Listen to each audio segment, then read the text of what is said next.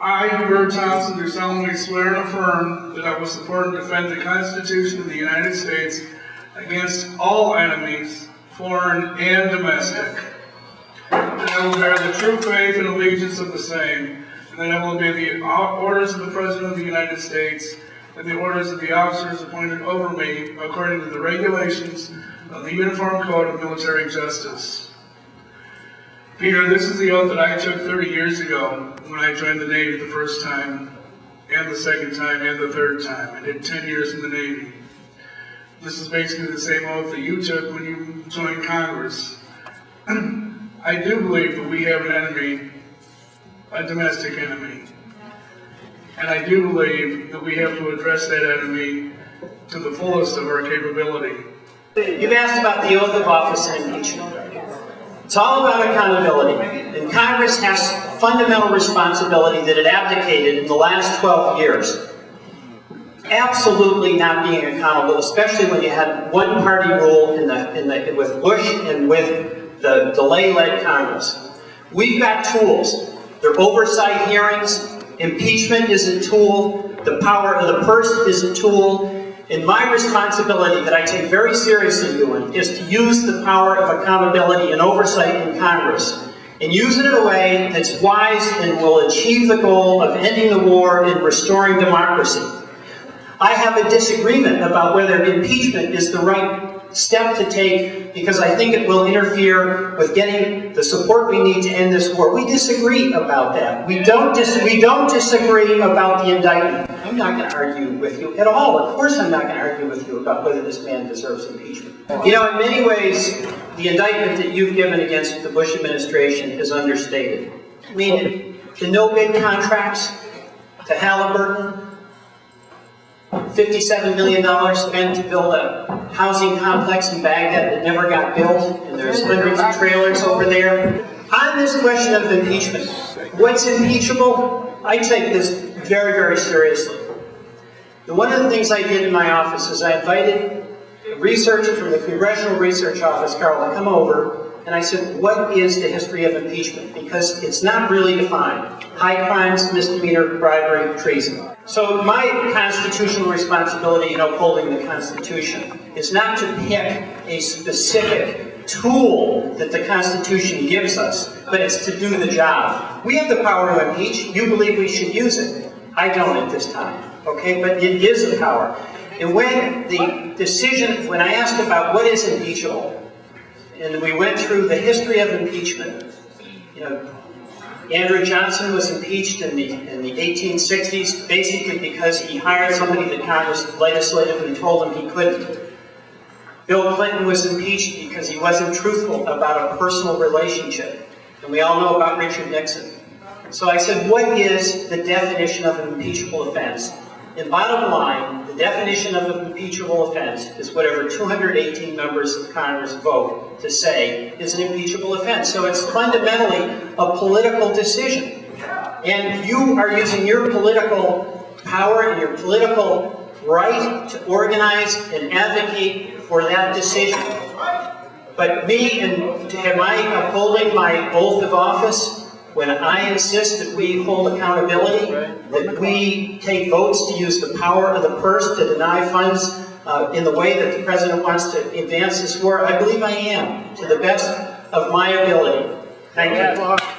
Cavendish. Peter, I'm really troubled by your distillation of the Congressional Research Service research to say that ultimately an impeachable offense is whatever 218 people say it is.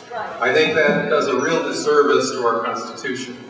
We found out during the Republican reign a few years ago that it was used very politically, but that doesn't mean that we just say, well, it's just political.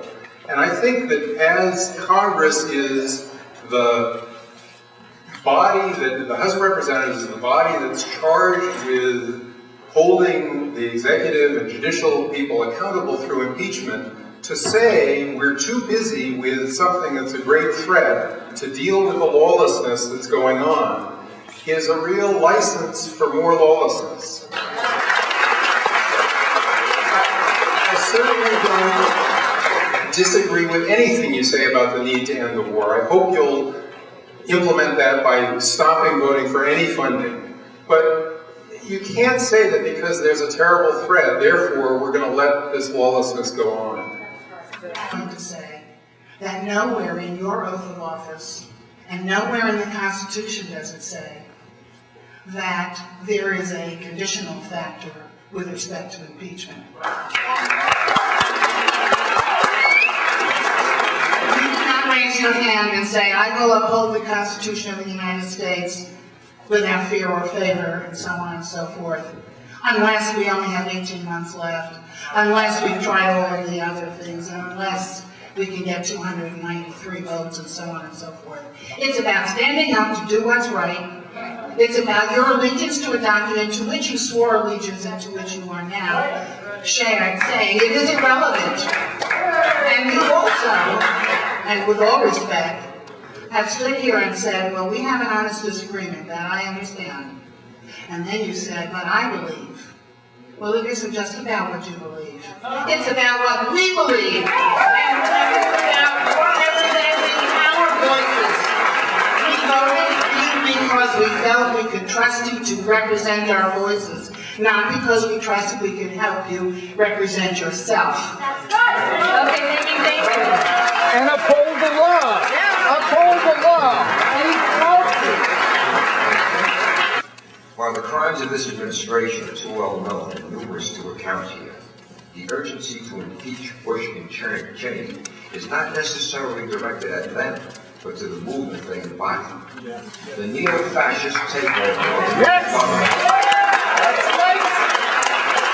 This takeover is self-evident in the many times and ways this administration has overridden, ignored, and circumvented the Constitution and the U.S. Congress.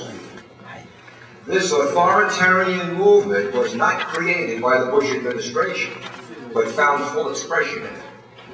The movement reflects long-existing underlying tendencies that began to seriously assert themselves under the Reagan administration. These dangerous tendencies will not disappear with an 2008 Democratic victory. They will persist both inside and outside of government, with the neocons plotting a return to full power. We must send the unambiguous message that neo-fascist policy can never again express itself through elected officials under pain of severe penalty.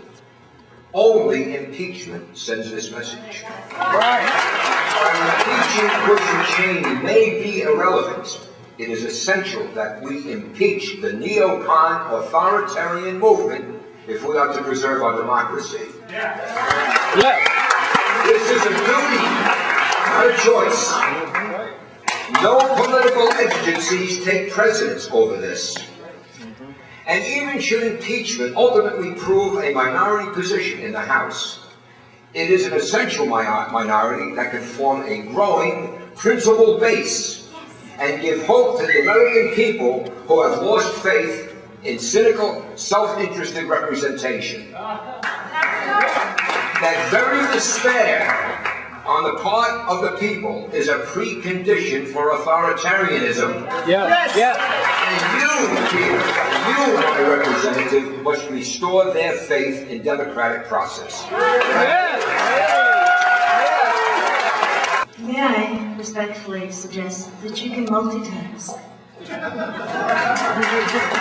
I agree the Congress wants the troops out, but wanting ain't going to get it done.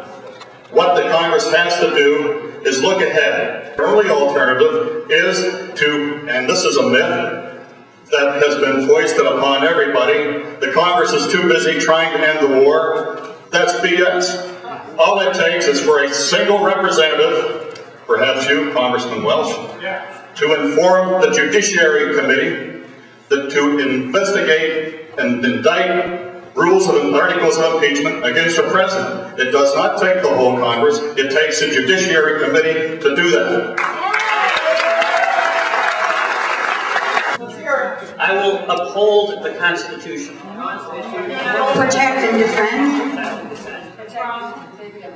Protect and, thank you, Ewan. Protect and defend. Do you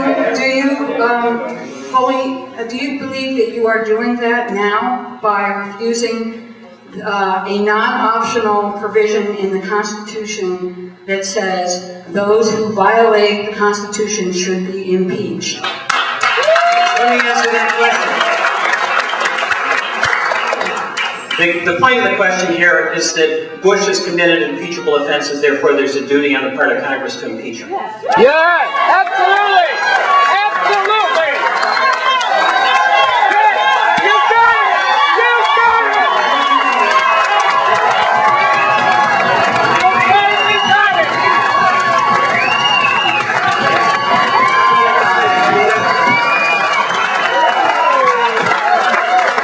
I hear you.